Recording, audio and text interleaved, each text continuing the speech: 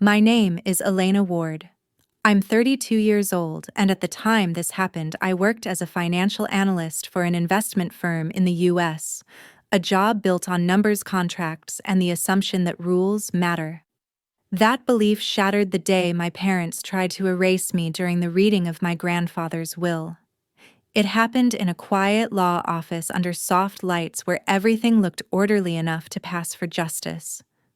My mother stood up and said, I didn't deserve to be there. My father followed, telling me that if I had any dignity left, I would give up what was never meant for me. My younger sister stayed silent, smiling like this was expected. In that moment, I understood this wasn't emotion, it was planning. What they didn't know was that the documents told a different story, forged signatures, a hidden clause designed to punish coercion, and a legal trap my grandparents had set long before anyone died. By the end of this story, I learned a hard truth. I'd avoided my whole life. Family can teach you how to endure, but only walking away teaches you how to live. If you're still here with me, take a second to ground yourself. Where are you listening from right now, and what time is it there? I read every response. And if stories like this matter to you, staying connected means more than you think. Thank you for listening. I didn't grow up believing I was unloved. That realization came much later. What I grew up with was something quieter and harder to name, a constant sense that my presence required justification. That I was tolerated, not wanted. In our house, love wasn't withheld dramatically. It was rationed, carefully directed with precision, and never wasted on the wrong person. That person was me. My younger sister Lila was the center of gravity in our family. Everything adjusted around her. Her mood set the temperature of the house. Her accomplishments were announced. Her disappointments were protected.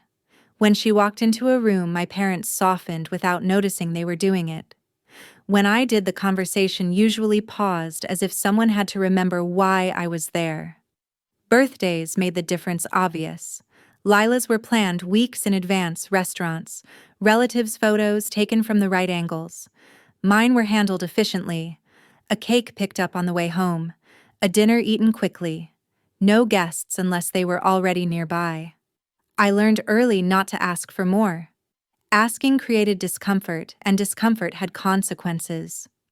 At school, I learned to do well quietly. Good grades were acknowledged with nods, not praise.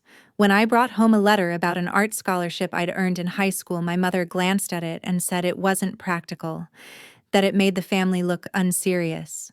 She didn't tell me not to accept it. She didn't have to. Disappointment did the work for her.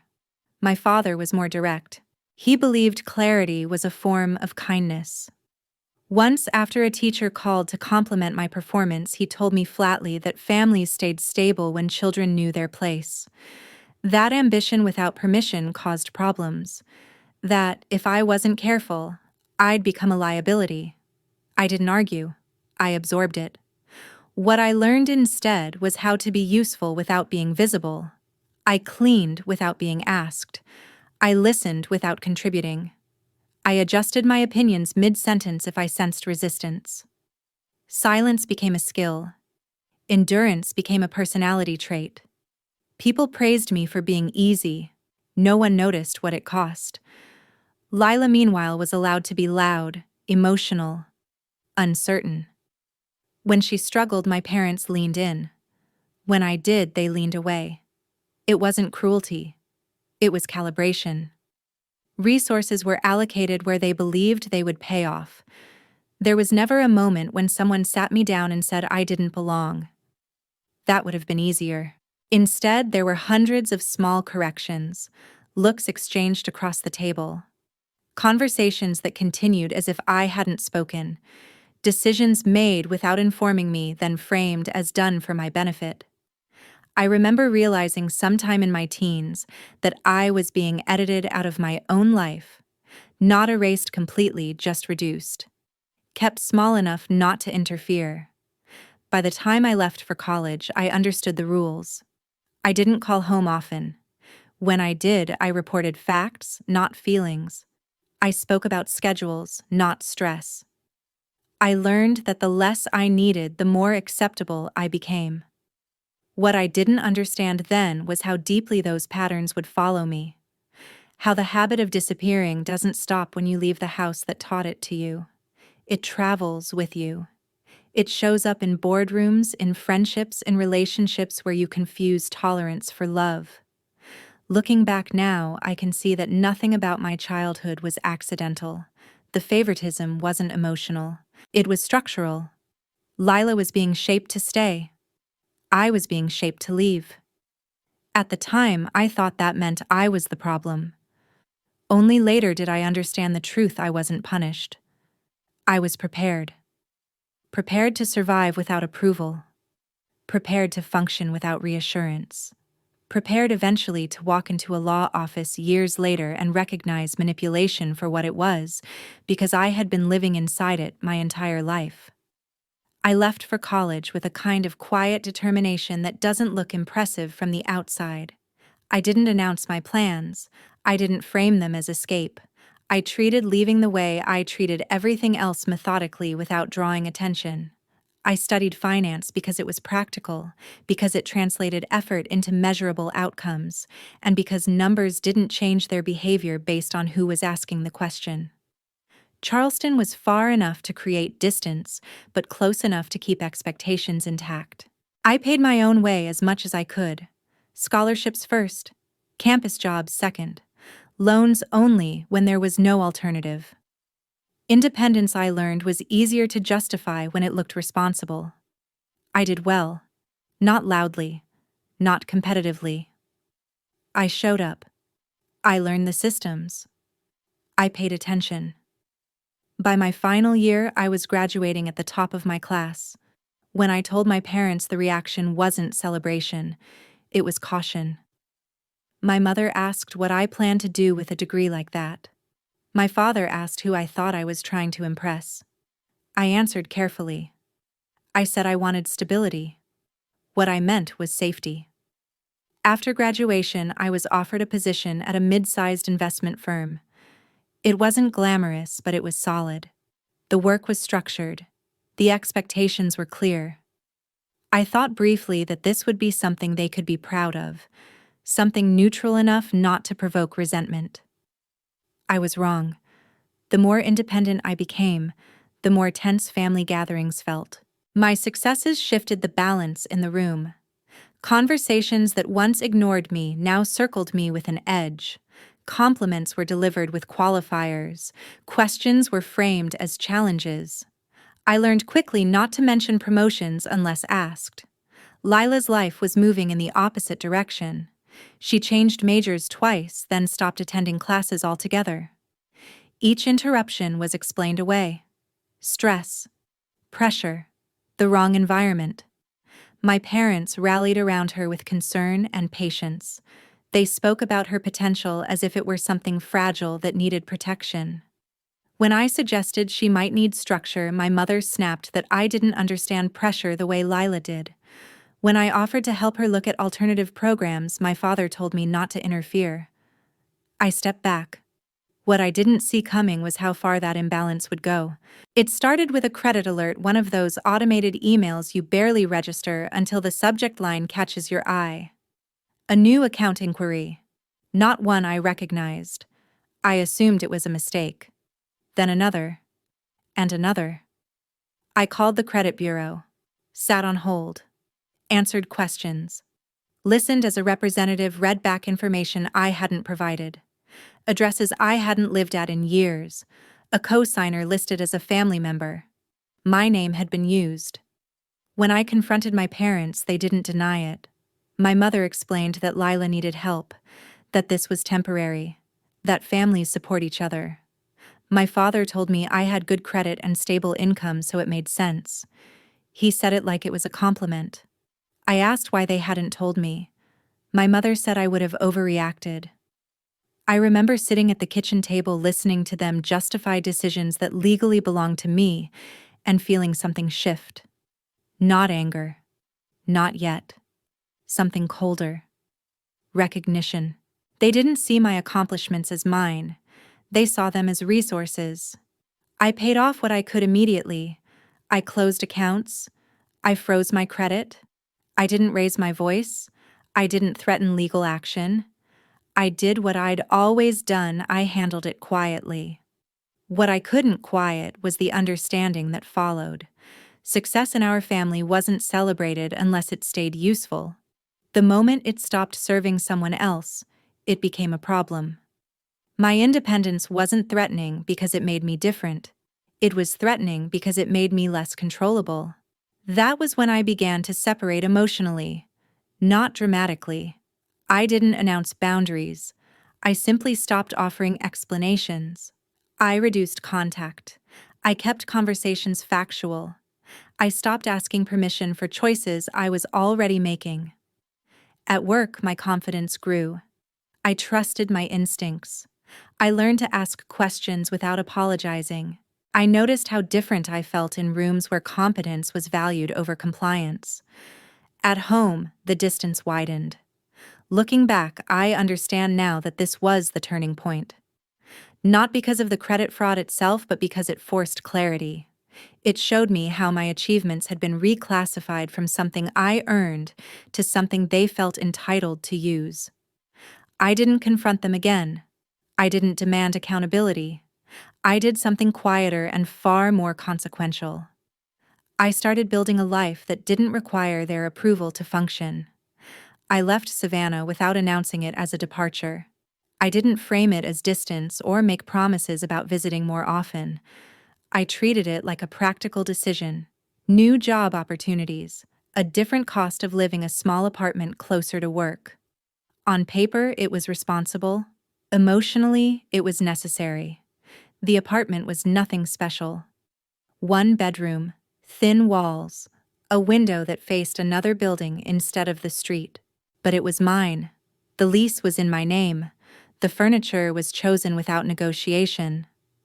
For the first time, my space reflected my actual needs, not my ability to stay out of the way. That was also when I started therapy. I didn't go because I felt broken. I went because I was tired of feeling managed by reactions I couldn't trace back to clear causes. I was successful on the outside, steady job, stable income, no obvious crises. But I lived with a constant internal monitoring system, a voice that checked every sentence before I spoke it, every decision before I acted on it. In the first session, the therapist asked me to describe my family. I spoke in neutral terms. Functional. Supportive in their own way. Complicated but not abusive. I had rehearsed those words for years. She listened without interrupting, then asked one question that shifted everything. When did you learn that needing less made you safer? I didn't answer right away. I felt it instead, a tightening in my chest, the familiar instinct to deflect. When I finally spoke, it surprised me how quickly the words came. She didn't tell me my parents were cruel. She didn't diagnose them. She said something quieter and harder to ignore. Sometimes she said children aren't unloved. They're just loved conditionally. And conditional love teaches compliance, not belonging. I walked home that night feeling disoriented. Not because something new had been revealed, but because something old had been named accurately for the first time. I started paying attention to my patterns. How I apologized for taking up time in meetings. How I overprepared for conversations that didn't require justification. How silence still felt like a safer option than disagreement, even in rooms where I held authority. The work was slow. There were no breakthroughs that felt cinematic. Just small adjustments. Pausing before responding. Letting discomfort exist without immediately fixing it. Learning that conflict didn't automatically equal rejection. At 31, I bought a house. It was modest but solid. 2 bedrooms, a small backyard. Enough space to breathe.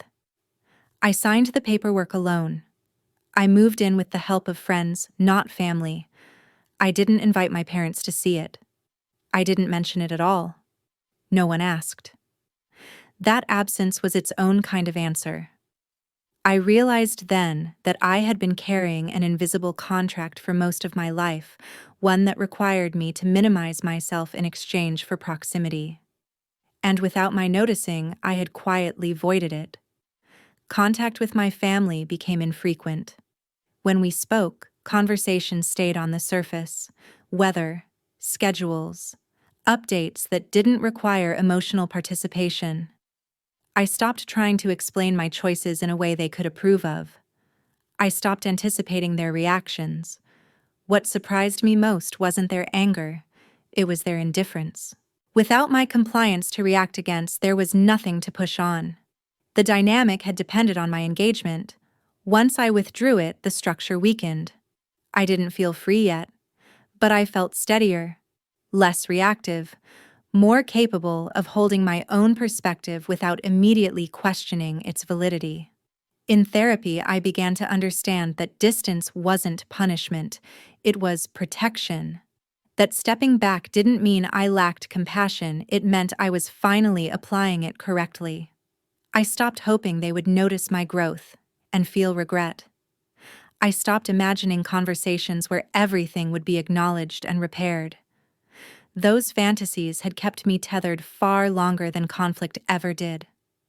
What replaced them wasn't bitterness, it was clarity. If I wanted to live a full life, I couldn't keep waiting for permission to exist as myself. I couldn't keep treating emotional neglect as something to overcome through effort.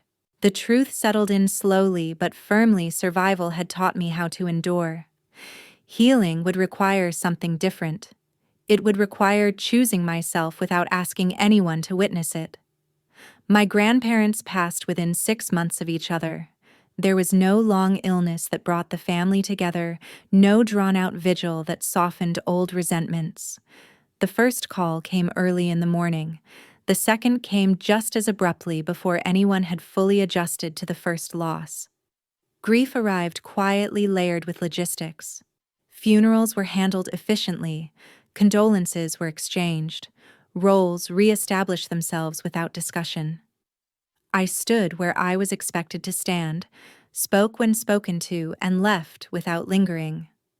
I didn't pretend the distance hadn't changed things. I simply didn't explain it. The will reading was scheduled for late spring. I didn't anticipate conflict. My grandparents had always been careful, fair.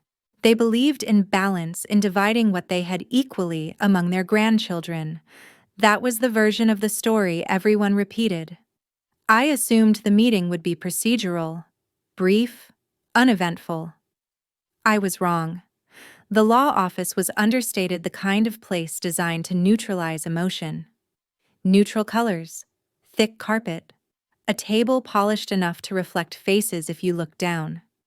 The attorney greeted us calmly and asked us to sit.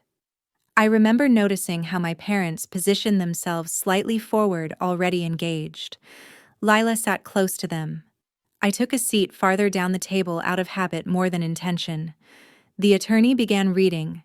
The initial distribution followed expectations, accounts, property, equal shares. I felt myself relax slightly.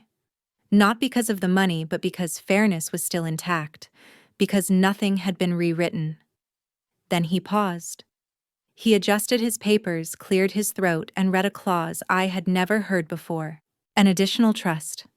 Established separately. Designated solely to me. The number registered before the meeting did. Just over $600,000. Structured. Protected. Not discretionary. The room changed instantly. My mother's expression shifted first. Not surprise, calculation. My father stiffened. Lila stopped smiling. I sat very still, trying to understand what I was hearing. The attorney explained the reasoning in a tone that suggested it had been anticipated. The trust was created in recognition of ongoing caregiving during my grandparents' final years. Regular visits, medical coordination, daily assistance that hadn't been shared equally among grandchildren. I hadn't thought of it as caregiving at the time. I had simply shown up. I lived close enough. I answered calls. I took notes at appointments. I stayed when others left early. I didn't know it had been noticed. I didn't know it had been documented. I didn't know my name had been added to anything. My mother interrupted. She said there must be a mistake, that my grandparents would never have done something so divisive. My father asked if there was room for interpretation. The attorney responded with measured clarity. The trust was intentional, legally binding, carefully structured. I felt the attention turn toward me, not curiosity pressure. No one asked how I felt. No one asked if I knew. They watched, waiting to see how I would respond, as if my reaction might determine whether this outcome could still be negotiated away. I said nothing. What struck me later wasn't the anger. It was how quickly grief disappeared, how easily loss was replaced by strategy. My grandparents' absence became secondary to the question of control. I learned in that moment that money doesn't create conflict, it reveals it. Within days, my father began contacting the attorney privately. He requested clarifications, asked about timelines, suggested administrative delays. He framed his involvement as oversight as responsibility. My mother was less subtle. She called me directly. She said the money should go to Lila, that Lila needed it more, that I was stable, capable, independent. She said it as if those qualities disqualified me from protection, as if resilience erased need. When I didn't agree, her tone hardened. She reminded me of everything the family had done for me, everything I owed. She said sharing would prove I still cared. I didn't argue. I asked for time to review the documents. That request changed everything. Within weeks, the process slowed inexplicably. Paperwork stalled.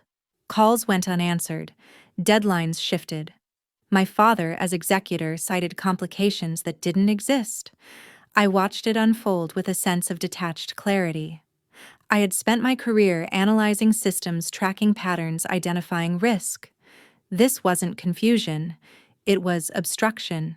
For the first time, I saw my parents not as authority figures, but as participants in a system that relied on pressure to function.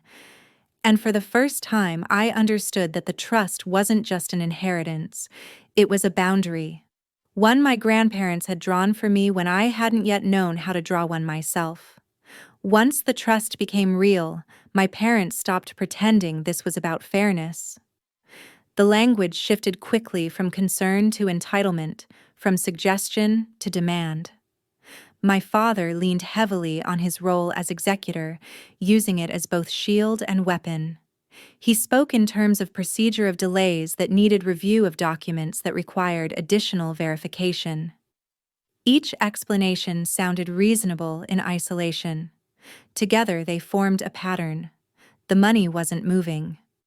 When I asked the attorney for clarity, he hesitated in a way that felt deliberate. He didn't accuse anyone outright. He didn't need to. He explained that certain signatures had appeared more than once, that some dates didn't align, that additional approvals had been submitted on my behalf, approvals I hadn't given. He said it calmly, the way professionals do when they already know the answer but are waiting for confirmation. I told him I hadn't signed anything. That was the moment the conversation changed tone. At home, my mother stopped calling to negotiate. She called to instruct. She said the trust should be transferred to Lila. That it was the decent thing to do. That I had always been self-sufficient and didn't need help the way Lila did. She framed it as compassion, as moral clarity. When I asked why they needed my signature if the trust wasn't meant for me, she didn't answer. She said I was being difficult. She said I was embarrassing the family. She said this wasn't how we handled things. My father was more direct. He told me I was risking everything. That families don't survive challenges like this. That I was forcing him into an impossible position. He spoke as if I had already done something wrong, and the only remaining question was whether I would undo it in time. I listened without interrupting. When I told them I wouldn't sign anything without independent review, my father raised his voice. It was the first time in years. He said if I continued down this path, I would no longer be part of the family. He said I needed to decide what mattered more, money or belonging. I remember thinking how carefully that question had been constructed, as if belonging had ever been unconditional, as if the money wasn't simply the latest tool in a long line of tests I was expected to fail quietly. I said no. The fallout was immediate. Calls went unanswered. Messages were left unread. Family members I hadn't spoken to in years reached out with vague warnings. They said my parents were devastated, that Lila was inconsolable, that I was misunderstanding the situation. I didn't respond. Behind the scenes, the attorney continued his review. He requested originals, compared handwriting samples, cross-referenced dates. What he found was enough to trigger formal concern. Documents submitted under my name bore signatures that weren't mine, not approximations attempts. Close enough to pass if no one looked too carefully. Someone had assumed I wouldn't. When the attorney informed my father that the discrepancies required explanation, the response was immediate and defensive. He insisted it was a clerical error, that someone in the office must have made a mistake, that there was no intent to deceive. The attorney didn't argue. He escalated. What followed wasn't dramatic.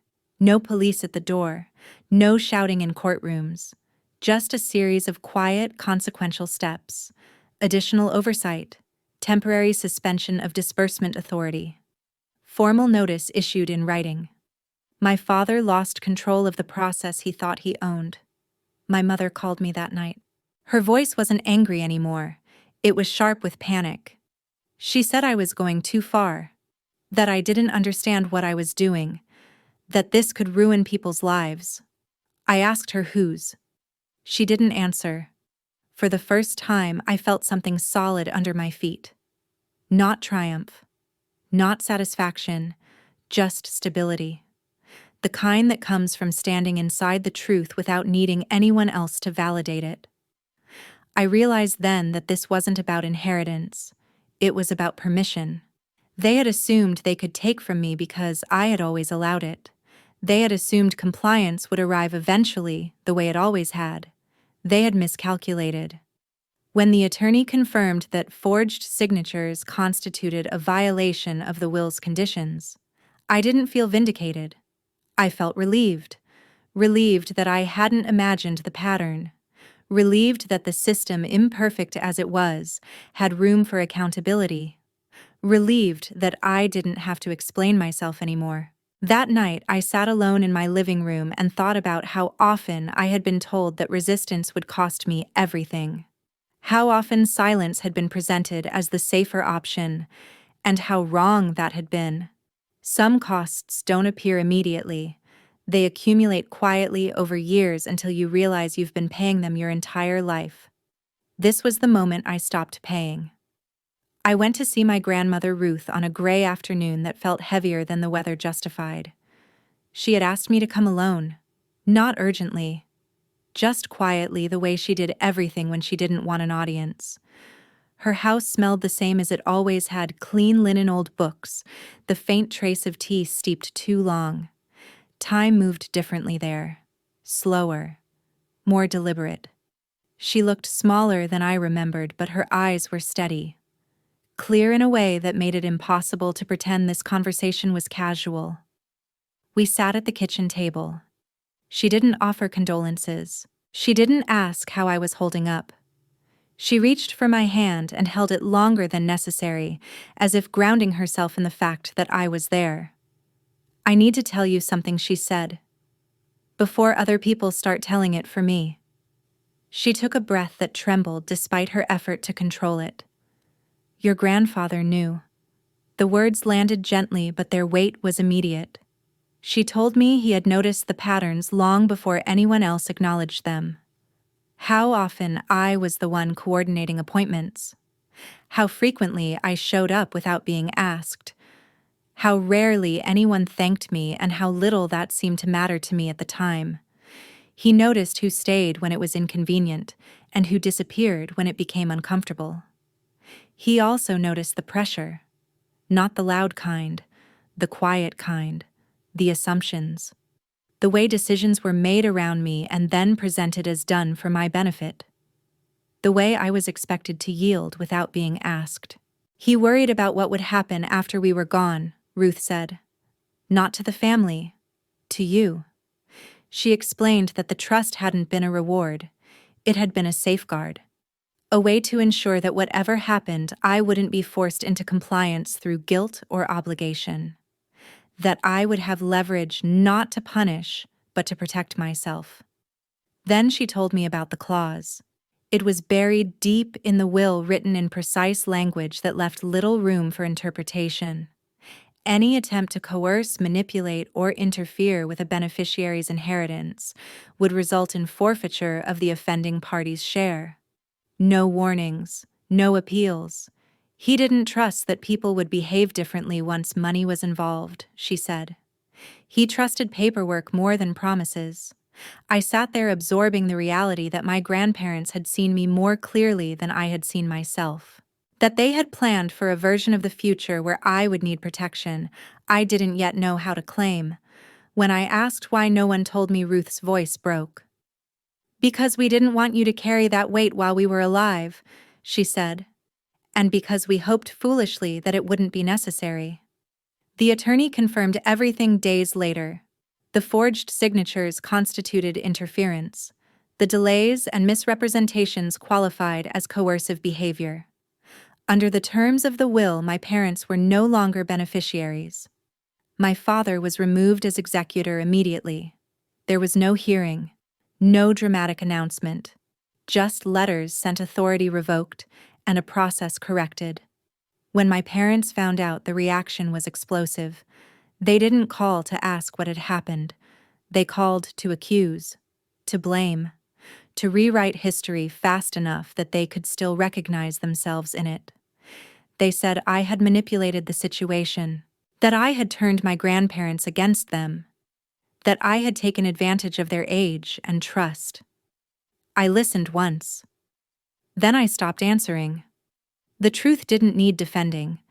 The documents spoke clearly enough on their own. What surprised me wasn't the anger. It was the certainty with which they believed they were the injured party.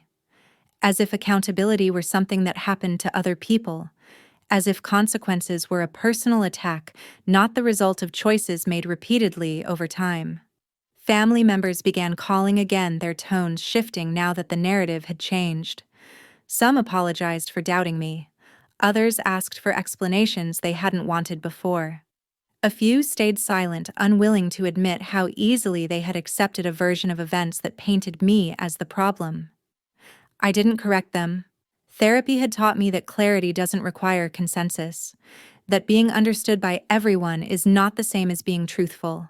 When the legal dust settled, I felt an unexpected grief. Not for the money, for the illusion that something might still be repaired if I just tried harder. That illusion had sustained me longer than I cared to admit. Losing it felt like losing a language I'd spoken my entire life, but it also felt like relief. My grandparents hadn't just left me assets. They had left me permission. Permission to stop negotiating my worth. Permission to let systems do what they were designed to do, instead of sacrificing myself to keep others comfortable. As I left Ruth's house that day, she hugged me carefully like someone aware of her own fragility. She whispered something I would carry with me long after she was gone. "You were never wrong for wanting to be treated fairly," she said. "You were just born into a family that benefited from you believing otherwise." Once my parents lost their legal footing, they shifted strategies. What they couldn't control through documents, they tried to control through narrative. Facts were no longer their focus. Perception was. It started quietly. Comments passed through relatives before they reached me. I was told my parents were concerned, that they were heartbroken, that they didn't recognize me anymore. The language was careful, designed to sound wounded rather than accused. I recognized it immediately. This was the version of events meant for public consumption. Then the accusations sharpened. They told people I had manipulated my grandparents during their final years, that I had isolated them, that I had exaggerated my role in their care to secure a larger share. The story changed slightly depending on the audience, but the conclusion was always the same. I had taken something that didn't belong to me. I didn't respond. I had learned through both experience and therapy that defending yourself against a fabricated version of events only legitimizes it. The people who wanted clarity would ask for it. The people who wanted a villain had already found one. A family meeting was called without consulting me. Then, at the last minute, I was informed that my presence was expected. Not requested. Expected. The phrasing alone told me everything I needed to know. I went anyway. It was held in my parents' house, the same living room where I had spent years learning how to sit quietly, how to read a room before speaking. The furniture hadn't changed. The dynamics hadn't either. Relatives filled the space, some familiar, some distant. Conversations stalled when I entered. My mother didn't greet me. My father didn't make eye contact. Lila sat between them, her posture rigid, her expression unreadable. No one spoke for a moment. Then my mother stood up. She didn't mention the will. She didn't mention the trust. She talked about family, about loyalty, about sacrifice. She spoke in abstractions, letting the room fill in the details. When she finally turned to me, she was holding a stack of photographs. She scattered them across the coffee table. Pictures from my childhood, school photos, holiday snapshots, images meant to represent belonging. "You were never really part of this," she said. "You've always been on the outside." The room was silent. I looked at the photographs and felt something unexpected. Not pain, not anger. Distance. As if I were looking at artifacts from a life I no longer lived inside. For the first time, I didn't feel the urge to explain myself. I didn't feel the need to correct her. I didn't even feel the need to be understood. I realized then that this wasn't a conversation, it was a performance. One designed to confirm a story they had already told themselves and others. I stood up. I didn't raise my voice. I didn't say goodbye. I didn't collect the photographs. I walked out. The door closed behind me with a finality that felt intentional. Not dramatic. Decisive. No one followed. In the days that followed, the silence deepened. Messages went unanswered. Invitations stopped coming. The family divided into quieter factions, those who believed my parents, those who didn't, and those who chose distance to avoid choosing sides. I didn't reach out. Grief came in waves, but not the kind I expected. I didn't miss the people who had hurt me. I missed the version of myself who had believed that endurance would eventually be rewarded. I mourned the years I had spent trying to prove I deserved a seat at a table that had never been built for me. Therapy sessions shifted focus. We stopped unpacking the past and began reinforcing the present.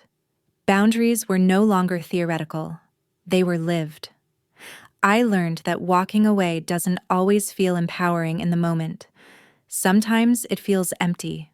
Sometimes it feels like standing in the quiet aftermath of something that once took up too much space. But in that quiet, I began to hear my own thoughts clearly, without interruption, without the need to translate them into something more acceptable. I stopped checking my phone for missed calls that weren't coming. I stopped anticipating reconciliation that would require me to shrink again.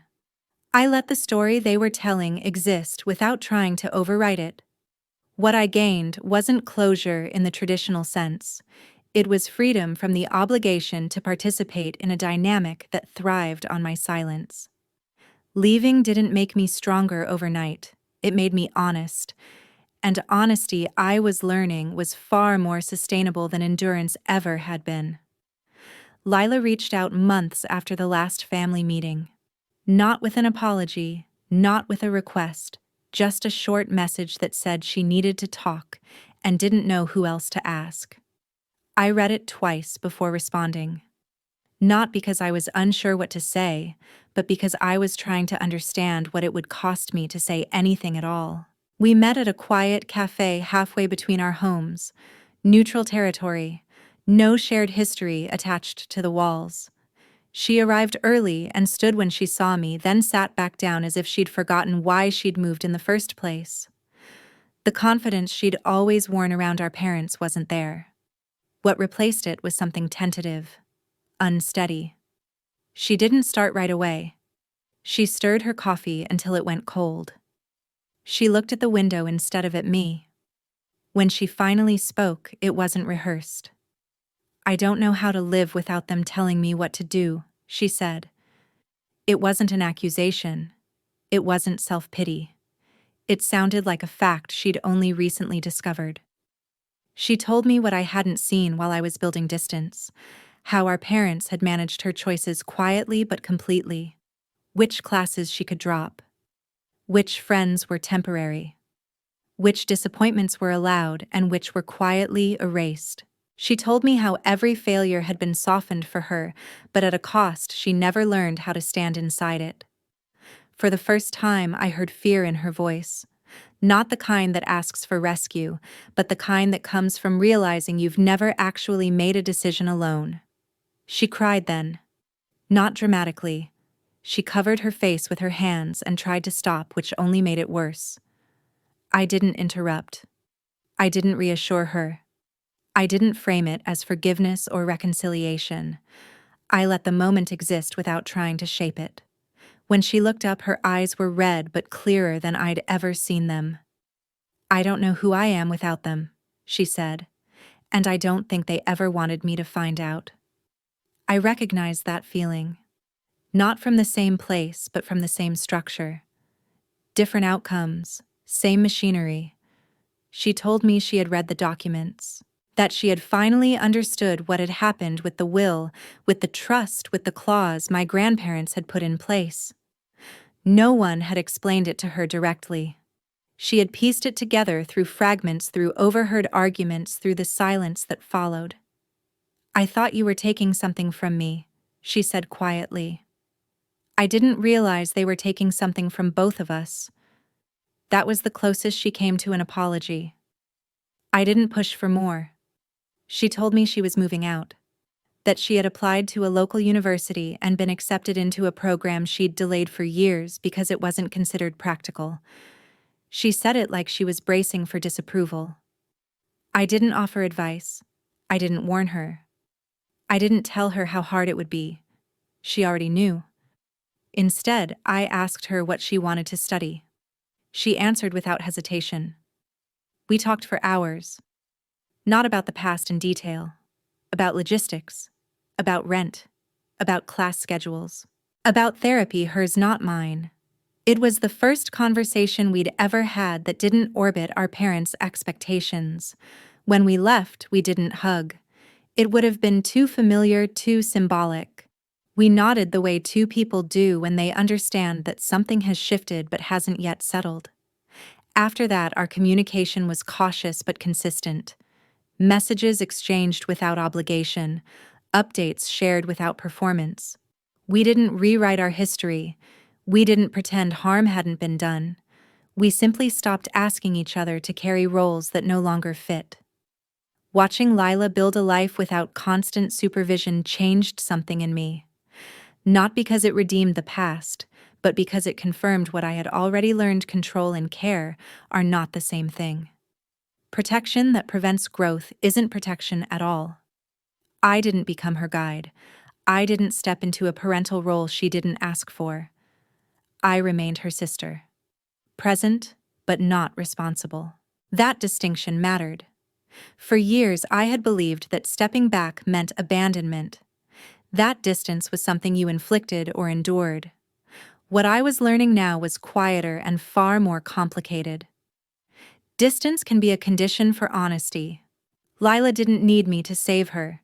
She needed me not to replace the system she was finally leaving.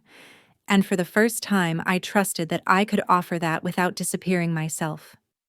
By the time things settled, there was no clear moment I could point to and say, "This is when it ended." The separation from my parents didn't arrive with closure or apology. It arrived the way most real endings do, quietly, through repetition. Fewer messages, longer silences, Eventually, nothing at all. I focused on what was in front of me. I worked. I invested carefully. I paid off the remaining debts that still carried my name, including the ones I hadn't chosen, but had been expected to absorb. I set aside money not as proof of success, but as insulation space between me and the kind of dependence that had once made me vulnerable. For the first time, my financial decisions were guided by something other than survival. I wasn't planning for emergencies that hadn't happened yet. I was building for continuity, for the version of my life that didn't require constant vigilance. Lila started therapy a few months after moving out. She didn't tell me everything about it. She didn't need to. The changes were subtle but consistent. She stopped asking for permission. She started describing choices instead of seeking approval for them. She sounded steadier even when she talked about uncertainty. I helped when she asked. Tuition gaps, books, a security deposit when her lease renewed. Not as a rescuer, not as repayment for the past, just as someone who could offer support without strings attached. I was careful about that. Support without obligation had been missing from our lives for too long. I also returned to therapy with a different focus. We stopped tracing patterns backward and started practicing them forward. Boundaries in real time, discomfort without retreat, letting silence remain unanswered without rushing to fill it. I learned how often I had mistaken restraint for strength and how easily self-erasure can be praised as maturity. I began studying family systems not academically at first, but personally. Reading about enmeshment, about favoritism, about how roles are assigned early and defended aggressively even when they harm everyone involved. It wasn't about diagnosing my parents. It was about understanding the architecture I had grown up inside. The more I learned, the less personal it felt. That didn't make the loss disappear. It reframed it. I stopped waiting for my parents to reach out. I stopped rehearsing conversations where I would finally explain myself clearly enough to be understood. I accepted that accountability wasn't something I could negotiate into existence. It had to be chosen. There were moments of doubt, quiet ones, holidays that felt emptier than I expected. News I heard secondhand, reminders that family even fractured leaves an imprint. But the dominant feeling wasn't grief, it was steadiness. I had built a life that functioned without constant emotional correction. I had relationships that didn't depend on my silence. I had learned to recognize respect not by its intensity but by its consistency. And most importantly, I had stopped measuring my worth by whether I was allowed to belong. I used to believe that being alone meant something had gone wrong, that isolation was evidence of failure. Now I understand how incomplete that belief was. Isolation is not the same as abandonment. Solitude is not the same as rejection. Sometimes being alone is the first time you're finally in honest company. I didn't lose my family. I stopped sacrificing myself to keep a role that required me to disappear. That decision didn't make me fearless. It made me free enough to live without rehearsing my existence, and that I've learned is not a loss at all. After everything settled, I realized the most important lesson didn't come from the will, the money, or even the legal outcome. It came from the space that followed. When the noise stopped.